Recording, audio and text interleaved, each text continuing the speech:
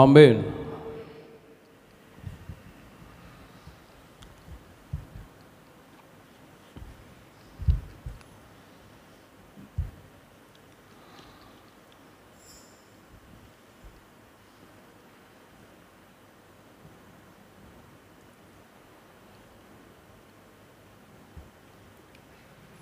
Bible గ్రంథంలో యెషయా గ్రంథం 62వ అధ్యాయం 4వ వాక్యాన్ని చదువుకుందాం. యెషయా గ్రంథం 62వ అధ్యాయం 4వ వాక్యం.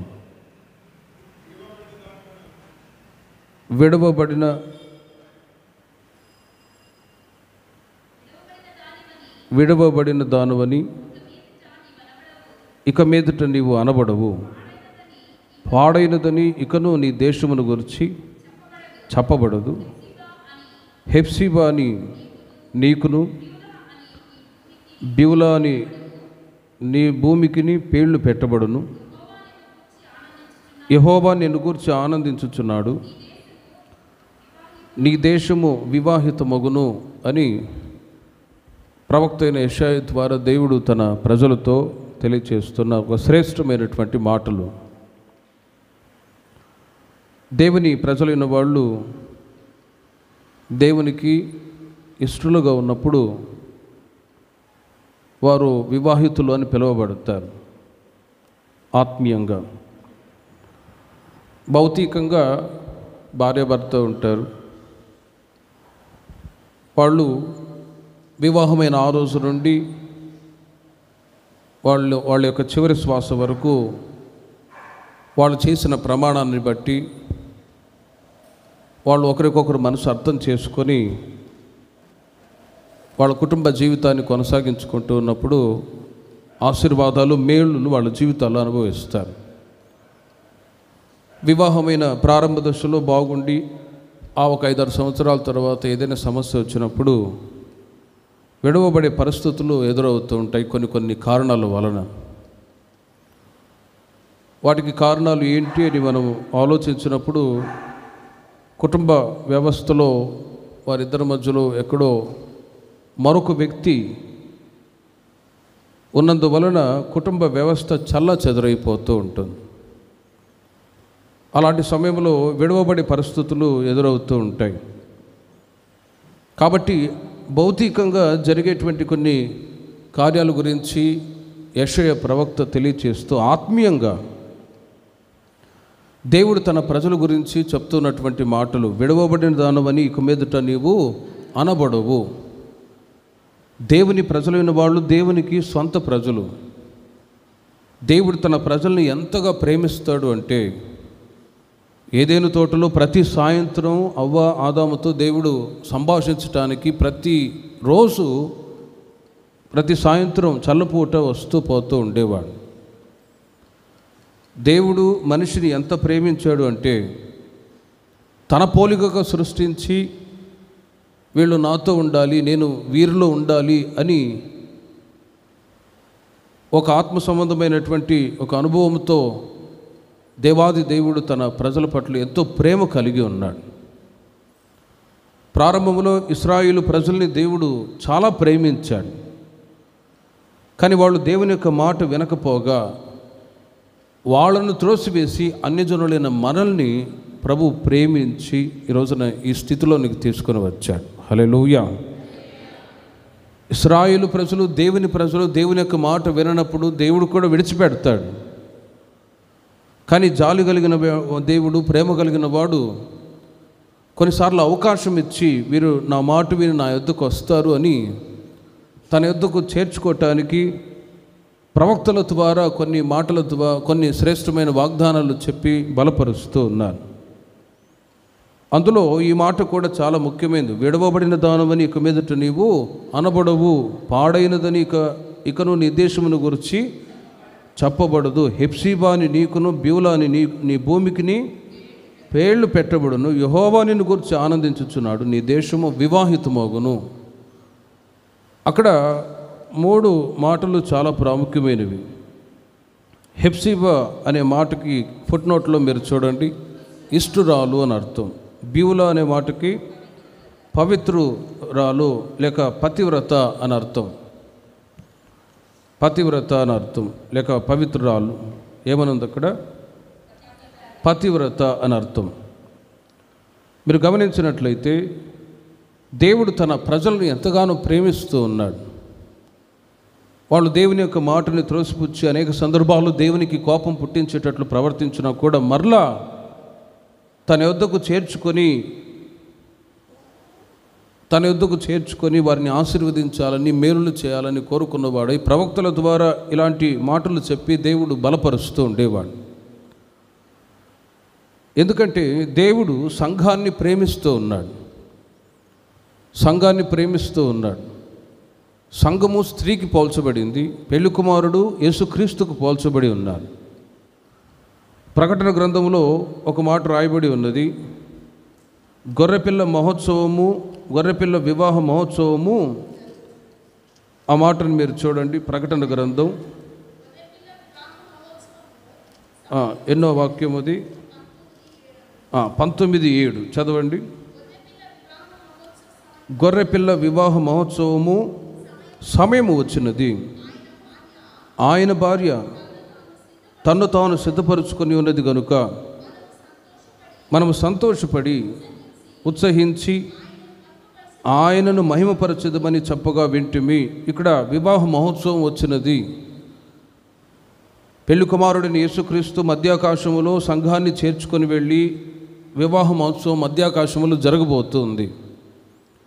మరి ఆ వివాహ మహోత్సవంలో దేవుని ప్రజలు, మనము సంఘం ప్రభు యొద్దకు చేర్చబడి ఉండాలి అంటే పెళ్లి కుమార్తె సంఘానికి పోల్చబడింది, పెళ్లి కుమారుడు యేసుక్రీస్తుకు పోల్చబడి ఉండగా పెళ్లి కుమార్తె సంఘముగా ఈ రోజుల్లో దేవుని ప్రజలైన మనము విడవబడిన దానిగా ఉండకూడదు అని ప్రభు కోరుకుంటూ ఉన్నాడు. విడవబడిన దానిగా ఉండకూడదని అంటే నిత్యము ప్రభువుతో కూడా నిత్య నివాసము చేస్తూ దేవునికి దూరం కాకుండా దేవుని ప్రజలు ప్రభువుతోనే సహవాసం కలిగి నిత్యము ఉండాలని కోరుకుంటూ ఉన్నారు. అందుకే ఉదాహరణ మీకు చెప్పాను మొదట్లో. భౌతికంగా భార్యాభర్త ప్రారంభ దినాల్లో, వివాహమైన ప్రారంభ దినాల్లో బాగానే ఉండి ఆ తర్వాత కొన్ని సమస్యలు వచ్చి విడిపోయినప్పుడు ఎంత దుఃఖం, వేదన, బాధ. అందుకే దేవుడు జతపరిచిన వారిని మనుషులు వేరు చేయకూడదు అని ఆ ప్రాముఖ్యమైన మాటలు కూడా వివాహ సందర్భాల్లో చెప్తాం. అలాగే ఆత్మీయంగా పరలోకములో ఉంటున్న దేవాది దేవుడు యేసుక్రీస్తు సంఘమై ఉన్న మనల్ని ప్రేమించి ఒక రోజున తన రాజ్యానికి తీసుకొని వెళ్ళాలని, లేక మధ్యాకాశములో సంఘానికి పెళ్లి కుమారుడు యేసుక్రీస్తుకు వివాహం జరగబోతోంది. ఇవన్నీ ఆత్మీయంగా ఆలోచించే మాటలు, భౌతికంగా కాదు. అక్షరీకంగా లోకరీతిగా వివాహం జరుగుతుంది, కానీ ఆత్మీయంగా రక్షించబడి బాప్తిజం తీసుకొని అభిషేకాన్ని పొంది ఓ పరిశుద్ధమైన జీవితాన్ని జీవిస్తూ ఉన్న దేవుని ప్రజలు, సంఘం ఒక రోజున క్రీస్తును ఎదుర్కోబోతూ ఉన్నారు. మధ్యాకాశంలో వివాహం జరగబోతుంది అంటే ఆ పరలోకములు ఎలా ఉంటుందంటే, ప్రభువుని దేవుని ప్రజలైన వాళ్ళు పరిశుద్ధుడు పరిశుద్ధుడు పరిశుద్ధుడు అని కోట్ల కొలది దేవదూతల మధ్యలో నిత్యము కొనియాడబడే ఆ అనుభవాలే, ఆ సంతోషమే తప్ప లోక సంబంధమైన సంతోషాలు ఏమీ కూడా ఉండవు.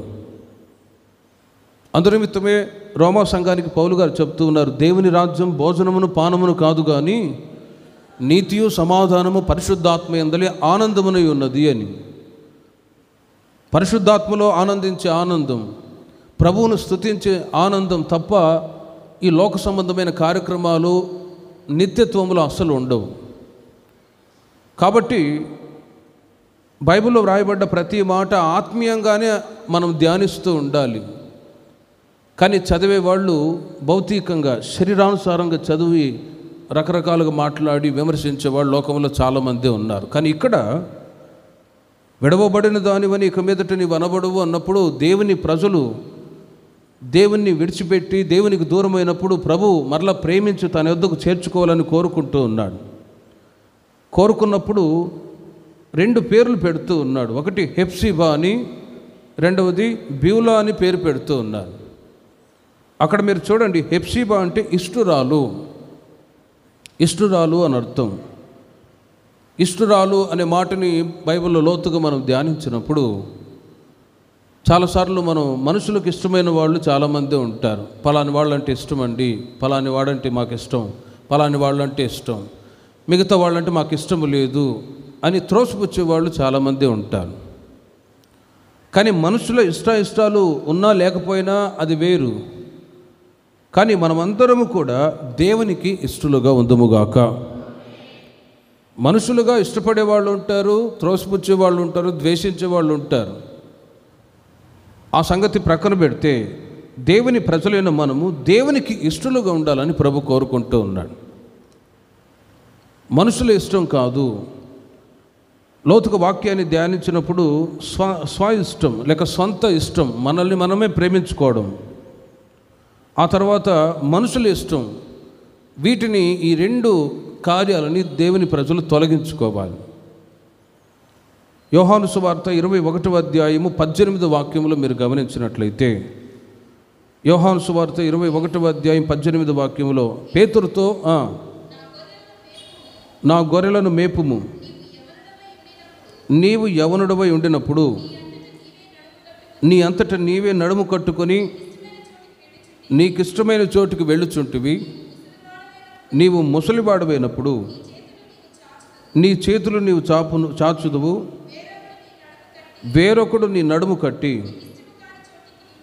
నీకిష్టము కాని చోటికి నిన్ను మోసుకొని పోవును అని పేతురుతో యేసు ప్రభువారు చెప్తున్న మాటలు మీరు చూడండి.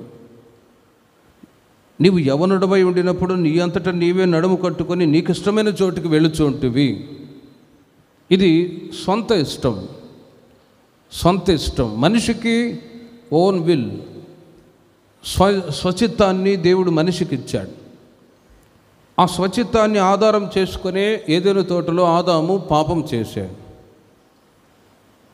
ఇక్కడ కూడా వ్రాయబడి ఉన్నది, నీవు యవనుడవై ఉండినప్పుడు నీ అంతటా నీవే నడుము కొట్టుకొని నీకు ఇష్టమైన చోటుకు వెళ్ళుచూ ఉంటివి. మనిషికి స్వచిత్తం ఉంది కాబట్టి నేనేమైనా మాట్లాడుతాను, ఏమైనా చేస్తాను, ఎలాగైనా బ్రతుకుతాను, నా ఇష్టం నాది అని మాట్లాడేవాళ్ళు చాలామంది ఉన్నారు. అప్పుడప్పుడు తల్లిదండ్రి పిల్లలు తప్పు మార్గంలో నడిపించబడుతూ ఉన్నప్పుడు గద్దిస్తే ఈ రోజుల్లో ఎలా ఉన్నారంటే, నా ఇష్టం, నేను ఎలాగైనా తిరుగుతాను, నీకెందుకు, నువ్వు కూడా వయసులో. అందుకే యేసయ్య గారు ఒక మాట చెప్పారు, ఒక అమ్మాయి రోజు కిటికీ గుండా చూస్తూ ఉంటే ఎవరినో ఒకరిని చూస్తుందట. వాళ్ళమ్మ వచ్చి అడిగిందట, అమ్మాయి కిటికీ గుండా ఎవరిని చూస్తున్నావే అని. ఆ పిల్ల అన్నది, నువ్వు వయసులో ఉన్నప్పుడు ఎంతమంది చూసావు నాకు తెలుసులే, నోరుమొయ్యి అన్నదట. అంటే ఎవరిష్టం వాళ్ళదే. ఆ అమ్మాయి ఆ మాటకి చెప్పిన మాటకి ఆ తల్లి నోరు మూసిందండి. సరే, ఆ తల్లి ఎన్నో బాధలు పడి కుమార్తెని చూసుకొని క్షేమంగా ఉండమ్మా అని చెప్తే ఆ అమ్మ ఏమంటుంది, నా ఇష్టం. ఈ రోజుల్లో ప్రస్తుత దినాల్లో ఇలాగ ఉంది. మనిషి సొంత ఇష్టానికి చోటిచ్చి బ్రతుకుతూ ఉన్నాడు. కానీ ఒకరోజు వస్తుంది, బ్రేక్ పడే రోజులు వస్తాయి. నీవు ముసలివాడమైనప్పుడు నీ చేతులు నీవు చాచుదువు, వేరొకడు నీ నడుము కట్టి నీకిష్టము కాని చోటుకి నిన్ను మోసుకొని పోవును. వయసు అయిన తర్వాత, అందుకే యేసయ్య గారు అంటారు, వయసులో పంది కూడా అందంగా ఉంటుందంట.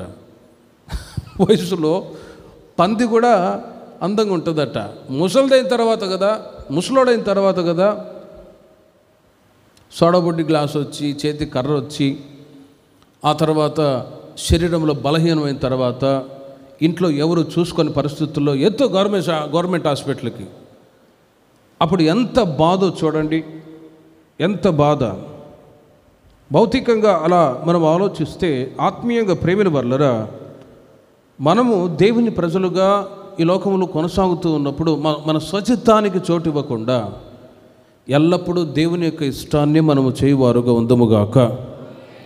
ప్రభు ఇష్టమేంటో మనం తెలుసుకొని ఈ లోకమును బ్రతుకుతూ ఉండాలి.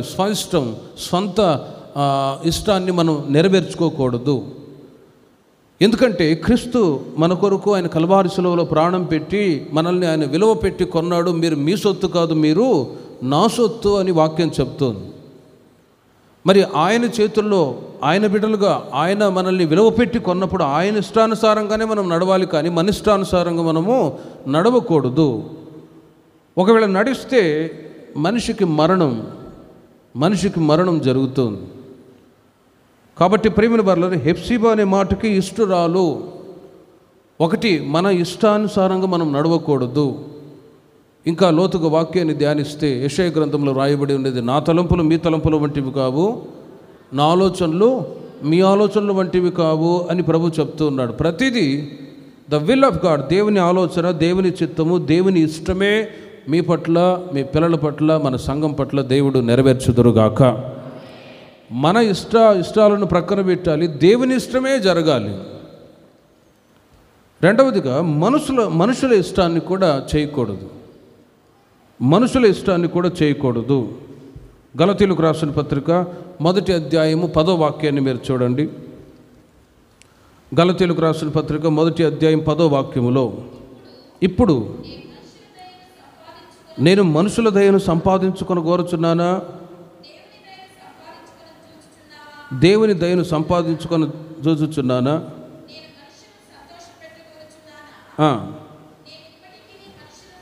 నేను ఇప్పటికీ మనుషులను సంతోషపెట్టువాడనైతే క్రీస్తు దాసుడను కాకపోదును అంటాడు పౌలు గారు. అక్కడ మీరు చూడండి, మనుషులను సంతోషపెట్టువాడనైతే క్రీస్తు దాసుడను కాకపోవుదును. పౌలు గారు అంతకు మునుపు సొంత ఇష్టాన్ని చేసేవాడు, అంతకు మునుపు మనుషుల ఇష్టాన్ని చేసేవాడు. కానీ ప్రభువులోనికి వచ్చిన తర్వాత, సౌలు పౌలుగా మారిన తర్వాత ఇప్పుడు ఎవరిని సంతోషపెట్టువారై ఉన్నాడు? మనుషులను సంతోషపెట్టువాడు కాకుండా క్రీస్తునే సంతోషపెట్టే వ్యక్తిగా ఉన్నాడు. దేవునికి మహిమ కలుగును గాక.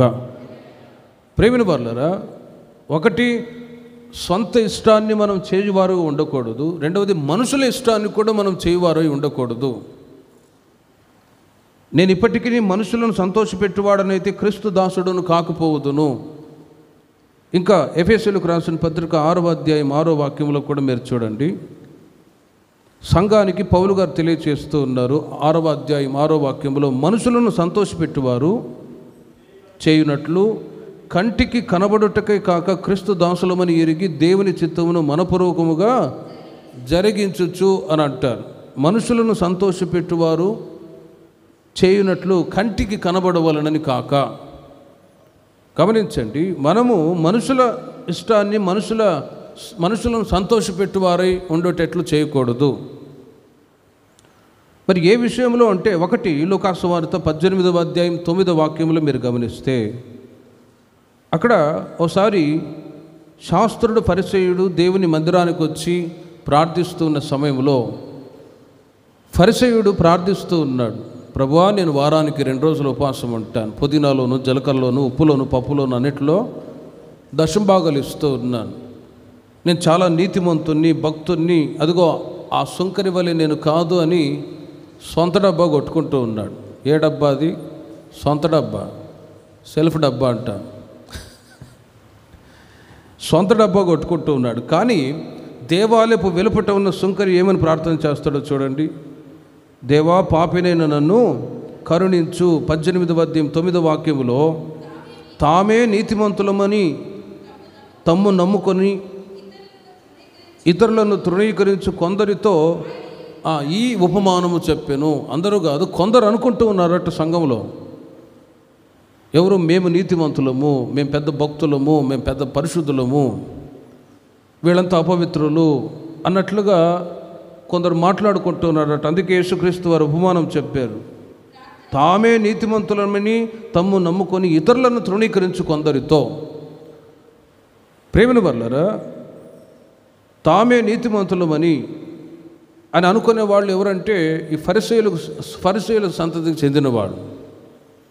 వాళ్ళు అంటారు, వారానికి 2 రోజులు ఉపవాసం ఉంటాం, మేము నిష్ఠగా ఉంటాం. కానీ మత్తయి సువార్తలో యేసుక్రీస్తు వారు చెప్తూ ఉన్నారు, మీరు నీతిని, న్యాయాన్ని విడిచిపెట్టి వీటిని మానకుండా వాటిని కూడా మీరు చేయండి. వారు దశంభాగాలు ఇస్తూ ఉన్నారు, ప్రార్థనలు చేస్తూ ఉన్నారు నామకార్థంగా, కానీ నీతిని, న్యాయాన్ని విడిచిపెట్టారు. అందుకే ప్రభు అంటూ ఉన్నారు, మీరు వీటిని మానక వాటిని కూడా చేయండి. అంటే ఫస్ట్ ప్రిఫరెన్స్ దేనికి ప్రభు ఇస్తున్నాడంటే మన ఆత్మీయతకు ప్రాముఖ్యతనిస్తూ ఉన్నాడు. హల్లెలూయా.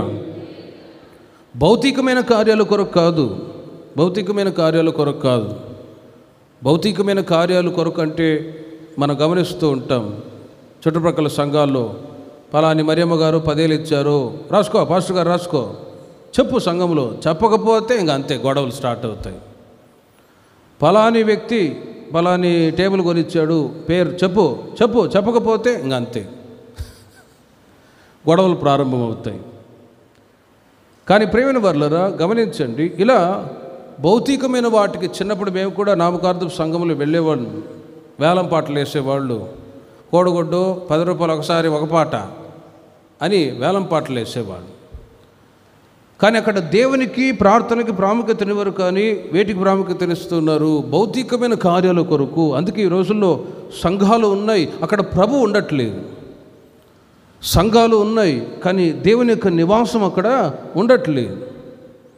కారణం ఏంటంటే వాళ్ళు భౌతికమైన వాటి కొరకు తమను తామే నీతిమంతులను ఎంచుకొని బ్రతికేవాళ్ళు. అందుకే తిమోతి పత్రిక 2వ పత్రిక, తిమోతికి రాసిన 2వ పత్రిక 3వ అధ్యాయం 5వ వాక్యంలో ఒక మాట రాయబడి ఉంది, పైకి భక్తి గలవారై ఉండి దాని యొక్క శక్తిని ఆశ్రయించిన వాళ్ళు ఈ శాస్త్రులు పరిచయులు.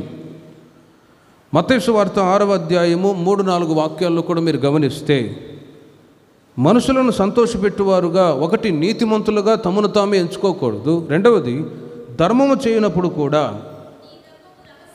నీ ధర్మము రహస్యముగా ఉండవలెను, నీ కుడి చేయి చేయునది నీ ఎడమ చేతికి తెలియకుండవలెను, అట్లయితే రహస్యమందు చూచి దేవుడు నీ తండ్రి నీకు ప్రతిఫలం ఇచ్చును. చూడండి, దేవుని కొరకు మీరు పరిచర్య చేస్తూ ఉన్నారు, సహకరిస్తూ ఉన్నారు. మీరు ఏది చేసినా ఒక చేతితో చేసినది మరొక చేతికి తెలియకూడదు. వచ్చిన కొరతలోనే ఒక ఆయన నా మైకో అన్నాడు. ఆయన నీ మైక్ తీసుకో, నా మైక్ పెట్టుకుంటానని పెట్టుకున్నాను. ఇప్పుడు లేడు కాబట్టి చెప్పా. భయంకరంగా విసిగిస్తాడు. నా మైకో ఇంకేం వాడుతావు మైకు, అందుకే అదో ప్రక్కన పెట్టి ఎవరన్నా పాడేవాళ్ళు ఇవ్వండి అని చెప్పి. మనం పొగడ్డం కదా, గాలి తీయడం తప్ప పొగడం ఎవరిని. పొగిడితే ఇంక వాళ్ళు ఇంకా కన్నడలో ఒక సామెత ఉంది, ಹೊಗಳಿ ಹೊನ್ನ శూల కేరిసబేడవయ్యా అని అంటారు. అంటే పొగిడి మేఘాలు మీకు తీసుకెళ్ళి అక్కడి నుంచి పడేస్తే ఆ త్రిశూల మీద పడి చస్తాడు అన్నట్లుగా ఆ మాటకు అర్థం. ఒక కవి రాసిన మాట అది. కాబట్టి సంఘంలో మనం ఈ పొగడే మాటలు కానీ వీళ్ళు పొగడే ఆ పద్ధతులు అస్సలు ఉండవు. అలాంటి ఓపిక కూడా మనకు లేదు అసలు. కాబట్టి ప్రేమిన వర్లారా, ఇక్కడ ఒకటి మనుషులను సంతోషపెట్టువారుగా అన్నప్పుడు నీతిమంతులుగా మేము ఉన్నాము అనే ఒక అనుభవం. ఇక్కడ రెండవది ధర్మము చేయనప్పుడు ఒక చేతితో చేసినది మరొక చేతికి తెలియకూడదు. తెలిస్తే ప్రతిఫలం మీరు పొందలేరు. రహస్యమందు చూచి దేవుడు నీకు ప్రతిఫలం ఇస్తాడు. కాబట్టి ప్రేమిన వర్లరా, రాబోయే రోజుల్లో ప్రభు కొరకు మీరు ఏం చేసినా కూడా ప్రభు నామం గణపరచబడాలి. ప్రభు కొరకే చేశాను, ప్రభు కొరకే అనే ఆ ఆలోచనతోనే మీరు చేసినప్పుడు ప్రభు మీకు ప్రతిఫలాన్ని దయచేదురుగాక. ప్రభు కొరకు పరిచర్య చేయాలి. ప్రభు కొరకు ఇప్పుడు నేనైనా మనమందరం కూడా మన పరిచర్య కొరకు ప్రయాసపడుతూ ఉన్నాం. ఒక రోజున రివర్డ్ పరలోక రాజ్యములు దేవుడు మనకి ఇవ్వబోతూ ఉన్నాడు. హల్లెలూయా.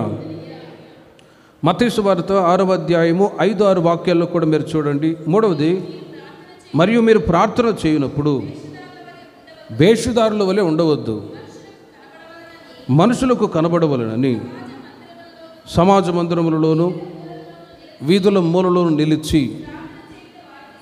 చూడండి, ప్రార్థన చేయటం వారికి ఇష్టం. అలాంటి వాళ్ళు ఫలం పొందలేరు, మనుషులకు కనబడవలనని. ప్రేమిన వర్లరా, రహస్యమందు, అందుకే నువ్వు ఇంటికి వెళ్ళి తలుపు వేసుకొని ప్రార్థన చేయి. రహస్యమందు చూసి దేవుడు నీకు ప్రతిఫలం ఇచ్చును. అది ఓ పర్సనల్ ప్రేయర్. మత్తయి సువార్త 6వ అధ్యాయం 17వ వాక్యంలో కూడా చూడండి, మీరు ఉపవాసము చేయనప్పుడు మనుషులకు కనబడవలనని కాక రహస్యమందున నీ తండ్రికే కనబడవలనని ఉపవాసము చేయనప్పుడు నీ తల అంటుకొని, అంటే తలకి ముఖం ఫ్రెష్గా కడుక్కొని తలకి నూనె పెట్టుకొని నువ్వు ఉండాలి, నేను ఉపవాసం చేస్తున్నాను అని ముఖమంతా ఆముదం తాగిన ముఖాలాగా పెట్టుకొని నీరసం అని కాకుండా, ఉపవాసం ఉన్నప్పుడు ఎవరితో చెప్పకూడదు. ఒకవేళ చెబితే మీరు ఫలాన్ని పొందినట్లే, ఆ ఫలితం ఉండదు అని. ఉపవాసం ఉన్నప్పుడు కూడా రహస్యమందు చూచు దేవుడు నీకు ప్రతిఫలం ఇచ్చేటట్లుగా మీరు చెయ్యాలి అని అక్కడ రాయబడి ఉంది. హల్లెలూయా. కాబట్టి ప్రేమిన వర్లారా, ఇలా హెప్సిబా అనే మాటకి ఇష్టురాలు అని అర్థం. ఒకటి, సొంత ఇష్టం చేయకూడదు. రెండవది, మనుషుల ఇష్టాన్ని కూడా చేయకూడదు. దేవునికే మనం ఇష్టలుగా ఉంటే అప్పుడు నీ పేరు ఏమని పిలువబడుతుంది? హెప్సిబా అని నీవు పిలువబడదువుగాక.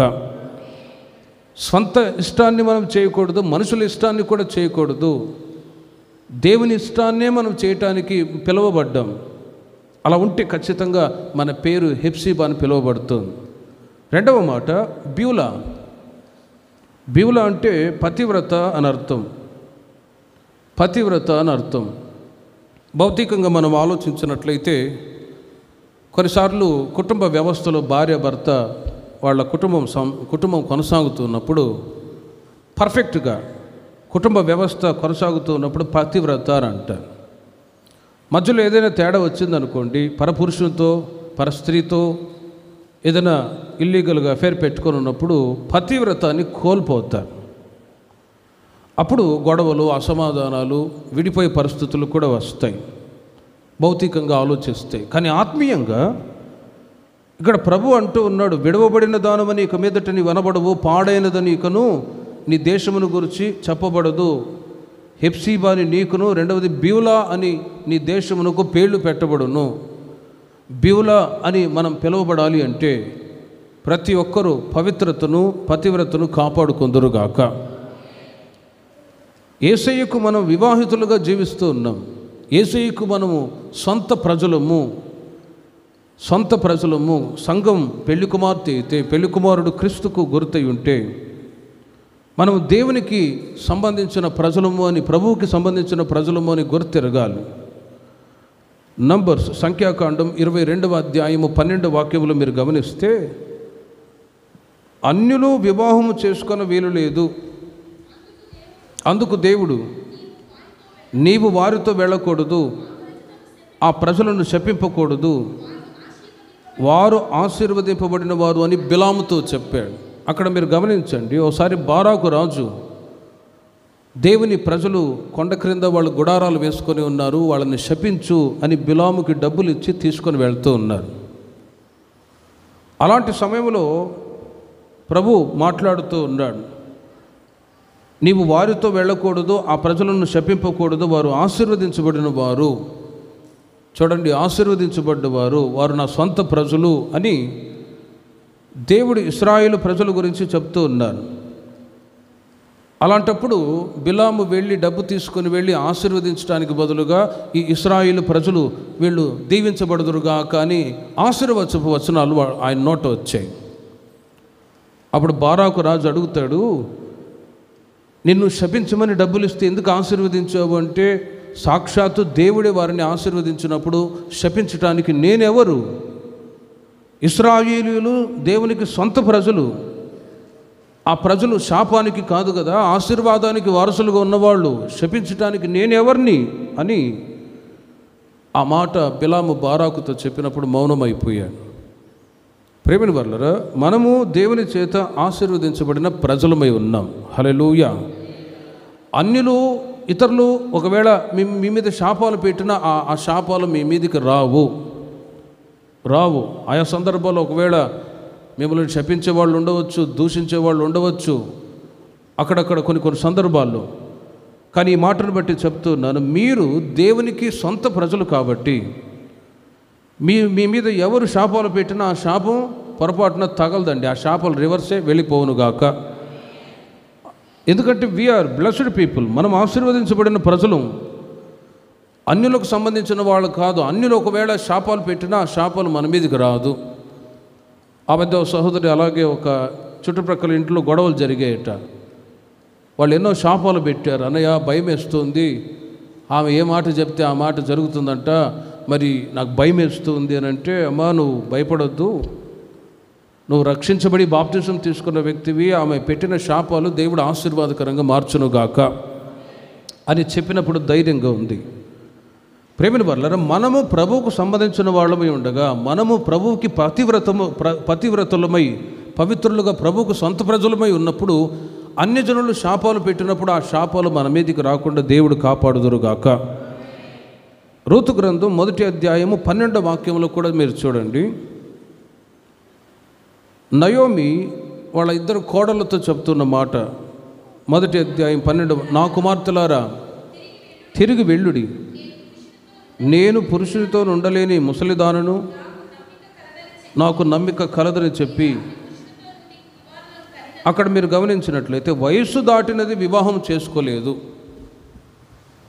ప్రేమిల వర్లరా, ఒకటి బ్యూలా అనే మాటకి పతివ్రత అని అర్థము. ఆ మాటలు మీరు బైబిల్లో మీరు గమనించి చూడండి.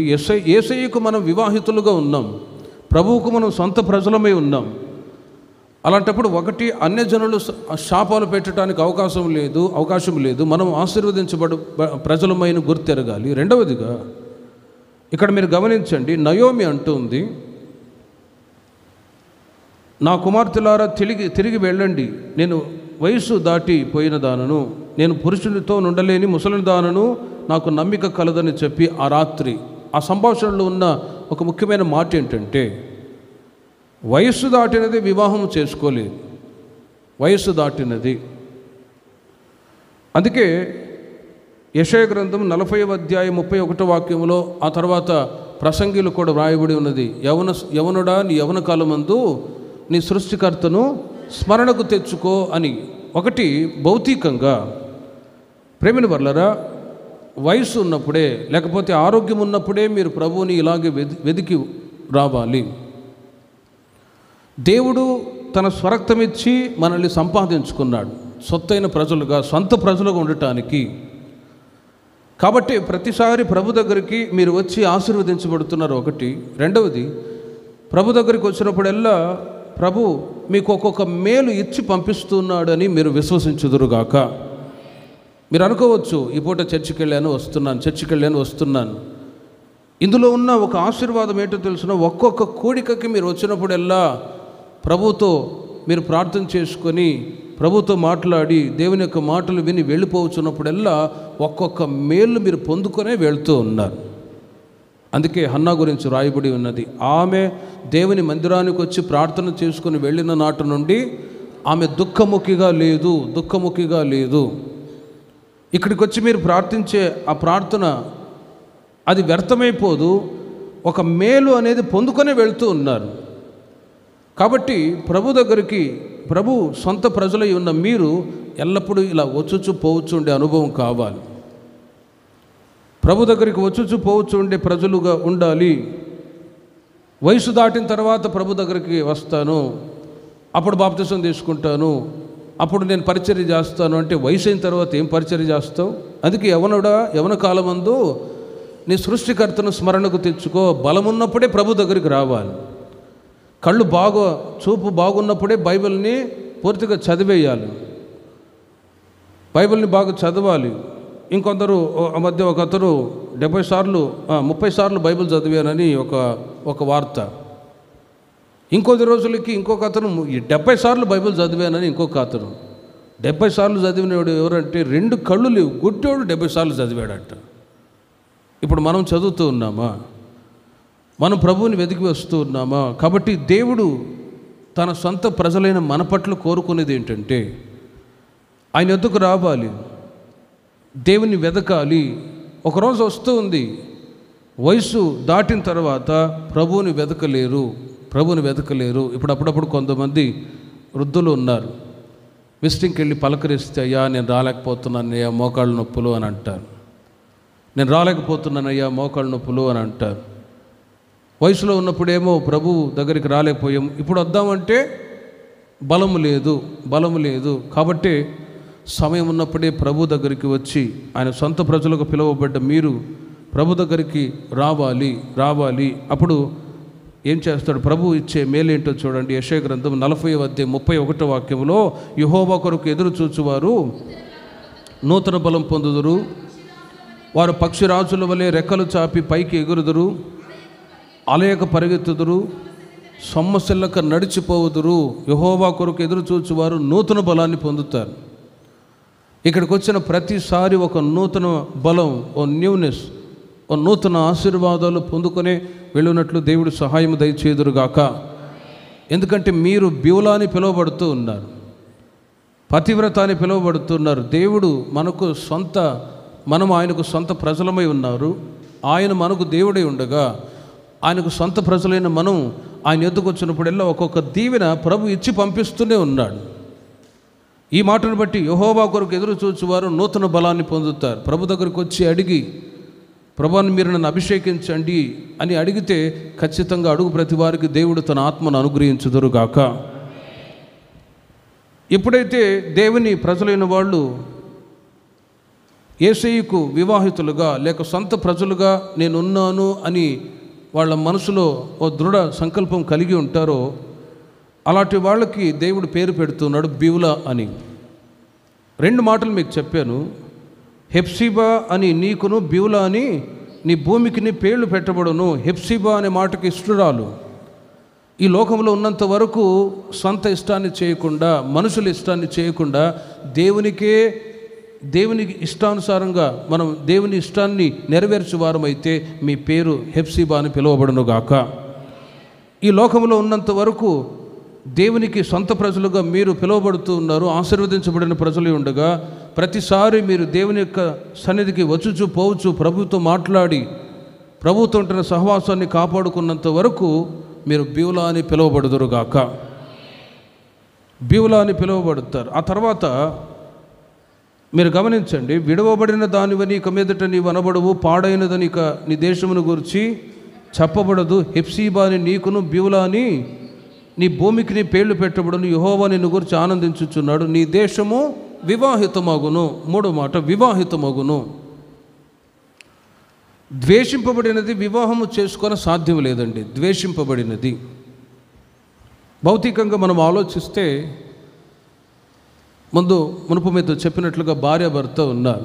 వారి యొక్క వివాహ జీవితంలో అడుగు పెట్టడానికి ముందుగా ప్రమాణాలు చేస్తారు. ఒకటి, వాళ్ళు భర్త ఇష్టాన్ని భార్య ఇష్టాన్ని భర్త. రెండవది, సొంత వాళ్ళు కాబట్టి అధికారం ఉంటుంది. వాళ్ళిద్దరి మధ్యలో ఏదైనా అసమాధానం వచ్చిందనుకోండి, ద్వేషింపబడే పరిస్థితులు కూడా వస్తాయి. చిన్న చిన్న విషయాల్లో కూడా ద్వేషభావం కలుగుతుంది. ద్వేషింపబడినది వివాహం చేసుకొన సాధ్యం లేదు. నీ దేశము వివాహితమగును అని ప్రభు ఎందుకు ఈ మాట చెప్పాడంటే, కుటుంబ వ్యవస్థలో ఎక్కడైనా అపవిత్రత ఉన్నప్పుడు, లోక సంబంధమైన కార్యక్రమాలు ఉన్నప్పుడు కుటుంబాలు చిన్నభిన్నాలుగా మారిపోతాయి. ఆత్మీయంగా తిమోతికి వ్రాసిన 2వ పత్రిక 4వ అధ్యాయం 10వ వాక్యంలో తిమోతికి పౌలు గారు చెప్తున్న మాటలు మీరు చూడండి. తిమోతికి వ్రాసిన 2వ పత్రిక 4వ అధ్యాయం 10వ వాక్యం. దేమా ఇహలోకమును స్నేహించి నన్ను విడిచి తెసలోనికకు వెళ్ళెను అని రాయబడి ఉంది. ప్రేమిని వారలారా, 2 విధాలుగా నేను మీకు వివరిస్తూ ఉన్నాను. ఒకటి, భౌతికంగా భార్యాభర్త వివాహం చేసుకున్న వాళ్ళ మధ్యలో ఏదైనా రీసెంట్గా మనం గమనించినట్లయితే కుటుంబ వ్యవస్థ చిన్నాభిన్నాలుగా మారిపోవటానికి గల కారణం, పరస్త్రీని పరపురుషుణ్ణి ప్రేమించినప్పుడే అసమాధానాలు వస్తూ ఉంటాయి, ద్వేషభావం అనేది కలుగుతూ ఉంటుంది. అలాంటి సంఘటనలు ప్రతిరోజు మీరు వార్తల్లో గమనించి ఉండవచ్చు.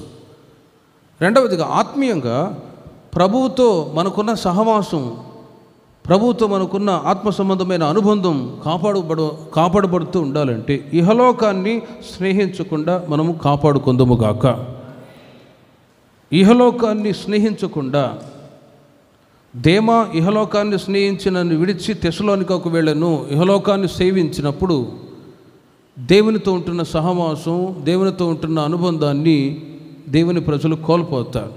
అది సేవకులైనా సరే, విశ్వాసులైనా సరే, సేవకులైనా సరే, విశ్వాసులైనా సరే. అందుకే తిమోతి పత్రికలో ఒక మాట రాయబడి ఉన్నది, దేవుని మందిరములో దేవుని ప్రజలు, జీవము కలిగిన దేవుని మందిరములో ప్రజలు ఎలాగూ ప్రవర్తింపవలెనో తిమోతికి రాసిన మొదటి పత్రిక 3వ అధ్యాయము 15వ వాక్యంలో మీరు గమనించినట్లయితే అక్కడ ఒక మాట రాయబడి ఉన్నది. అందులో ఒక మాట మీరు చూడండి, జీవము గల దేవుని సంఘములో జనులు ఎలాగూ ప్రవర్తింపవలెనో అది నీకు తెలియవలెనని ఈ సంగతులను నీకు వ్రాయుచున్నాను అంటాడు. జీవము కలిగిన దేవుని మందిరములో ప్రజలు ఎలా ప్రవర్తించాలో ఒక భక్తుడు అంటాడు, లోకములో యేసుక్రీస్తు వారు సంఘాన్ని స్థాపించారు, కానీ సంఘములోనే లోకం వచ్చింది అనండి. సంఘములోనే లోకము అంటే వ్యాపారాలు, వడ్డీ వ్యాపారాలు, ఆ తర్వాత లోకంలో ఉంటున్న స్నేహాలన్నీ కూడా సంఘంలో కూడా కనిపిస్తూ ఉంటుంది. అలాంటి సమయంలో దేవునికి దూరమై వెళ్ళిపోయిన భక్తులు కూడా చాలామంది ఉన్నారు. కాబట్టి దేవునితో ఉంటున్న సహవాసాన్ని, అనుబంధాన్ని, మనము దేవునికి వివాహితులుగా పిలువబడ్డం, దేవునికి సొంత ప్రజలమై ఉండగా ద్వేషింపబడ్డప్పుడు త్రోసివేయబడే పరిస్థితులు వస్తాయి. యెహోషువ గ్రంథం 1వ అధ్యాయము 7వ వాక్యములో ఈ ద్వేషభావము, త్రోసివేయబడే పరిస్థితులన్నీ కూడా దేని మీద ఆధారపడి ఉందంటే ప్రవర్తన మీద. అయితే నీవు నిబ్బరము కలిగి జాగ్రత్తగా ఉండి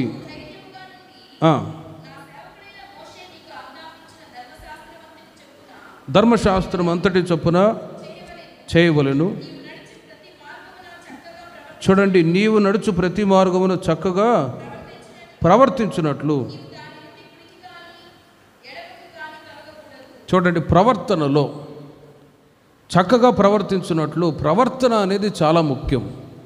అప్పుడే భౌతికంగా మీకు చెప్పినట్లుగా భార్యాభర్త యొక్క అనుబంధం అది ఆశీర్వాదకరంగా ఉండునుగాక.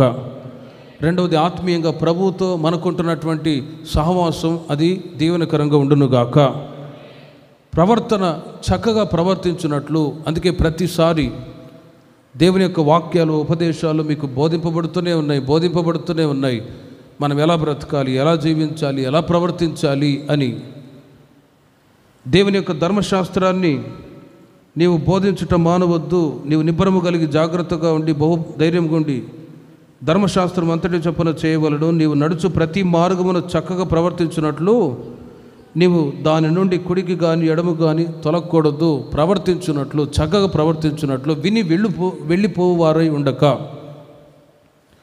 ఈ పూట పాస్టర్ గారు వాక్యం చెప్పారు, ఇంకొక ఆయన వచ్చి ఇంకో వాక్యం చెప్పారు అని మార్కులు వేసేవాళ్ళు సంఘంలో ఉన్నారు. గతంలో 9 నెలల్లో ఎంతమంది మార్కులు వేశారో మీకే తెలుసు. పలానా ఆయన వచ్చాడు, అమ్మో ఆయన వస్తేనే దడబొట్టిపోయిందన్నా అన్నారు కొందరు. ఆయనకు ఒక 35 మార్కులు. ఇంకో బ్రదర్ వచ్చి వాక్యం చెప్పాడు, అన్నయ్య ఆయన బాగానే చెప్పాడు కానీ కొద్దిగా.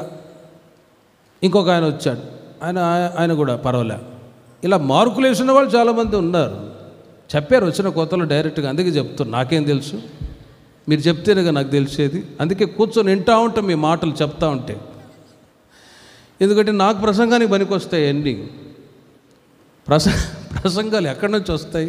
మీరు చెప్తే కదా కూర్చొని వింటూ ఉంటా. చెప్పండి అని ఆ పాయింట్లన్నీ ఇక్కడ వస్తాయి. అవి ఇప్పుడు ప్రసంగాలుగా మారుతూ ఉన్నాయి. దేవునికే మహిమ కలుగునుగాక. ప్రేమను వాళ్ళరా, చక్కగా ప్రవర్తించినట్లు. కాబట్టి రోజులు గడిచే కొలది ప్రభు యొక్క రాకడ సమీపిస్తూ ఉండగా మన ప్రవర్తనలో మార్పు రావాలని ప్రభు కోరుకుంటూ ఉన్నాడు. మార్పు రావాలని. ఈ మార్పు ఎక్కడి నుంచి వస్తుందంటే త్రూ ద హోలీ స్పిరిట్, పరిశుద్ధాత్మ ద్వారా దేవుడు మనల్ని దినదినము రూపాంతరం పరచుదురుగాక. ప్రార్థన చేసుకుందాం. విన్న వాక్యాన్ని బట్టి చిన్న ప్రార్థన చేసుకొని ముగించుకుందాం. యేసుక్రీస్తు వారు 2000 సంవత్సరాల క్రితం ఈ లోకానికి వచ్చి ఆయన మన కొరకే ప్రాణత్యాగం చేశారు. ఎఫెసీయులకు రాసిన పత్రిక 5వ అధ్యాయంలో కూడా వ్రాయబడి ఉన్నది. సంఘం అది మచ్చ డాగు ముడతలేని మహిమగల సంఘముగా ఉండాలి అని తన ఎదుట నిలవబెట్టుకోవాలనని దాని కొరకు తన్ను తాను అప్పగించుకొనెను అని ఎఫెసు సంఘానికి పౌలు గారు చెప్తూ ఉన్నారు. సంఘం కొరకు తనను తాను కల్వారి శిలువ మరణానికి అప్పచెప్పుకున్నారు. ఎందుకో తెలుసునా? ఇదిగో మనం మచ్చ డాగు ముడతలేని మహిమగల సంఘముగా ఉండాలి. అలా ఉండాలి అంటే చక్కగా ప్రవర్తించాలి. మన ప్రవర్తనలో మార్పు రావాలని ప్రభు కోరుకుంటూ ఉన్నాడు. ఎవరికి వాళ్ళు ప్రార్థన చేసుకుందాం. ప్రభువా, నేను హెప్సిబా బియులా అని పిలువబడాలి. ఇశ్రాయేలు ప్రజలు దేవునికి దూరంగా ఉన్నప్పుడు వాళ్ళని ఎంతగానో ప్రేమించి యెషయా ప్రవక్త ద్వారా ఈ మాటలు చెప్పి సమీపస్తులుగా చేస్తూ ఉన్నాడు. విడవబడిన దానివని ఇక మీదట నీవు అనబడవు, పాడైనదని ఇకను నీ దేశమును గురించి చెప్పబడదు. హెప్సిబాని నీకును బియులా అని నీ దేశమునకును పేర్లు పెట్టబడదు. విన్న వాక్యాన్ని ఒకసారి ఆలోచించాను. ప్రభువా, నేను నీకు ఇష్టరాలుగా ఉండాలయ్యా. హెప్సిబా అనే మాటకి ఇష్టరాలు అని అర్థం. నీ స్వయిష్టాన్ని నీవు నెరవేర్చుకోకూడదు. వాక్యం చెప్తుంది, లోకంలో ఉన్నప్పుడు నీ స్వయిష్టాన్ని నీవు నెరవేర్చుకున్నావు. కానీ ప్రభు నమ్మిన ఆ రోజు నుండియే నీవు దేవుని సొత్తైన ప్రజగా ఉన్నావు. ప్రభు నిన్ను విలువ పెట్టి కొన్నాడు. నీవు నీ సొత్తు కాదు, నీవు నా సొత్తు అని ప్రభు చెప్తూ ఉన్నాడు.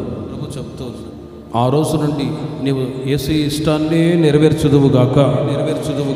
విన్న వాక్యాన్ని అందరూ ఆలోచించి ప్రార్థన చేసుకున్నాడు. యేసయ్య, నీ ఇష్టాన్ని నేను నెరవేరుస్తానయ్యా. ఎందరో స్వయిష్టాన్ని నెరవేర్చుకొని జీవితాలను పాడు చేసుకొని నష్టపరుచుకున్న వాళ్ళు ఉన్నారు. కానీ యేసుక్రీస్తు నిన్ను స్వరక్తమిచ్చి సంపాదించుకున్నాడు. క్రీస్తు సిలువలో నీ కొరకై ప్రాణత్యాగం చేశాడు. ఎందుకో తెలుసునా? నిన్ను తన సొత్తుగా మార్చుకోవాలని, ఆయన ఇష్టమే నెరవేర్చాలని. ప్రభు, నీ ఇష్టాన్ని నేను నెరవేరుస్తానని. మనుషుల ఇష్టాన్ని కూడా నెరవేర్చకూడదని వాక్యం చెప్తుంది. యేసయ్య ఇష్టాన్ని మనం చేయాలి. యేసయ్య ఇష్టాన్ని మనం చేయాలి. అప్పుడే నీవు హెప్సిబా అని పిలువబడతావు. బియులా అనే మాటకి పతివ్రత అని అర్థం. దేవునికి మనము సొంత ప్రజలమై ఉండగా, ఇదిగో ఇక్కడికి వచ్చిన మీరు దేవుని చేత ఆశీర్వదించబడిన ప్రజలు ఉన్నారని వాక్యం చెప్తారు. మీకు ఇచ్చిన పిల్లలు కూడా దేవుని చేత ఆశీర్వదించబడిన వాళ్ళు. ఎందుకంటే మీరు యేసయ్యకు మనం సొంత ప్రజలు. బిలాము శాపాన్ని పెట్టడానికి వెళ్ళినా కూడా దేవుడు ఆశీర్వాదకరంగా మార్చాడు. దేవుడు ఆశీర్వదించిన అనుభవాలన్నీ ఒక్కసారి తలంచాడు. ఈ భాగ్యం ఎంతో గొప్పది.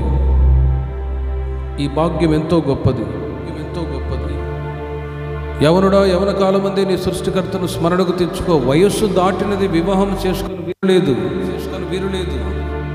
సమయం ఉన్నప్పుడే ప్రభుని వెదకాలి. సమయం ఉన్నప్పుడే దేవుని యొక్క వాక్యాన్ని చదవాలి. వ్యర్థమైన సెల్ ఫోన్ చూస్తూ సమయాన్ని నీవు పోగొట్టుకుంటున్నావా? ప్రార్థన జీవితం లేక చాలామంది యవనస్తులైన వాళ్ళు ఈ రోజుల్లో పాడైపోయి తమ జీవితాలు నష్టపరుచుకుంటూ ఉన్నారు. వయస్సు దాటినది వివాహం చేసుకుని వీలు లేదు. ఎవరికి వాళ్ళే ప్రార్థన చేసుకోండి. ప్రభువా, ఈ కృపాకాలపు చివరి దినాల్లో నేను వెదకుతానయ్యా. నీ సన్నిధిలో నేను ప్రార్థిస్తాను. యెహోవా కొరకు ఎదురు చూచువారు నూతన బలాన్ని పొందుతారు. వారు పక్షిరాజు వలె రెక్కలు చాపి పైకి ఎగురుదురు అని వాక్యం చెప్తూ, నీ రూపము నేను కోల్పోయినా